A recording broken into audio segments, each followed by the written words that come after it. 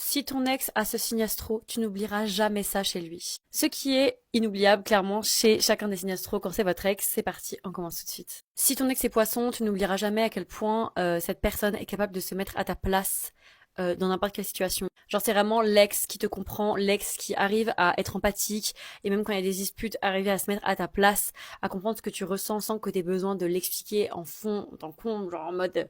en fait, il comprend. Et vraiment quelqu'un qui te comprend sans que tu aies besoin de parler, c'est rare, et le poisson, il a franchement cette faculté-là, donc quand ton ex est poisson, clairement, bah, tu sais que ça va te manquer, genre. Si ton ex est taureau, tu n'oublieras jamais la stabilité confortable qu'il t'a apportée. Le taureau apporte clairement, en fait, juste de l'apaisement au quotidien. C'est un signe qui va toujours faire en sorte que tu sois heureuse, que tu sois heureuse, hein, que tu sois apaisée, que tu sois bien, que ton quotidien soit moins lourd à porter. Ça va être quelqu'un qui va tout simplement, ouais, vraiment mettre de l'apaisement dans ton quotidien.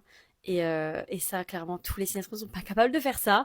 Donc, c'est clairement ce qu'on va garder en tête chez le taureau. Si ton ex est lion, tu n'oublieras jamais à quel point il t'a fait te sentir spécial. Parce que pour le lion, sa vision du couple et de la vie, c'est que il est différent, mais la personne avec qui il est également différente. Donc, généralement, le lion, il est du genre à pousser son partenaire vers le haut, à être toujours en mode, mais attends, t'as vu tout ce que t'as fait, t'as vu comment tu slay, t'as vu comment ça, mais t'es quelqu'un, toi. En fait, il aime bien mettre son partenaire au même niveau que lui, donc au top du top, et généralement, il vous fait vraiment passer pour une star, et vous vous sentez tellement unique, et vous avez un coup de boost quand vous êtes avec un lion. Donc franchement, ça, pareil, c'est un truc qui sera inoubliable si votre ex est lion, clairement. Si ton ex est Gémeaux, tu n'oublieras jamais à quel point tu ne t'ennuies pas avec cette personne. En fait, l'ennui n'existe plus quand tu es en couple avec un Gémeaux. Donc, quand tu te retrouves à être ex avec un Gémeaux, tu te rends compte que ouais, ah putain, c'est vrai qu'en fait, on s'ennuyait pas quoi. Le Gémeaux, il a toujours un truc à dire, toujours un truc à faire. Du coup, c'est génial. C'est toujours en fait à fond.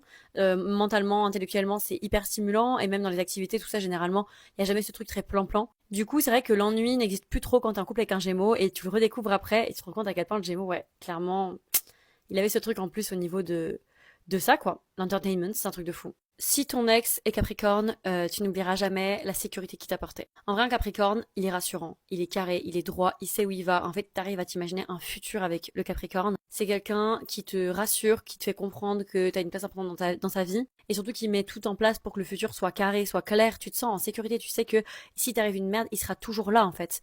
Et ce côté sécurisant disparaît quand tu n'es plus avec ce Capricorne, et ça fait franchement tout drôle.